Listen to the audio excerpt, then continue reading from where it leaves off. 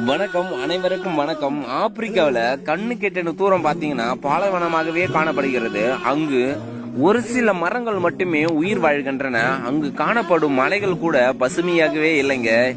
இந்த நிலையை மாற்ற வேண்டும் என்று அங்கிருக்கிற மக்கள் எல்லாம் முடிவெடுக்கிறாங்க. முடிவெடுத்து அரை வட்டமாக 5 அடி தூரத்துக்கு 3 அடி ஆயம் இருக்கிற மாதிரி எண்ணிக்கை அடங்காத பல ஆயிரம் குழிகளை வெட்டுறாங்க. அதாவது மழை பெஞ்ச ஓடி வர நீர் எங்க தேங்கி நிக்காம வீணா போகுது, அதை மாற்ற வேண்டும் என்று தான் இந்த குழிகளை வெட்டுறாங்க. இப்போ மழை பெய்யும் போது ஓடி வர நீர் அந்த குழியில் தேங்கி நிற்கிறது. அப்படி அந்த குழியில தேங்கி நிற்கும் போது அந்த குழியை சுத்தி எப்போதுமே ஈரப்பதம் காணப்படுகிறது. அங்கு எப்போதுமே ஈரப்பதம் இருக்கிறதுனால அங்க இருக்கிற விதைகள் எல்லாமே முளைக்க ஆரம்பிக்கிறது. முதலில் சின்ன சின்ன புற்கள் எல்லாமே முளைக்கிறது.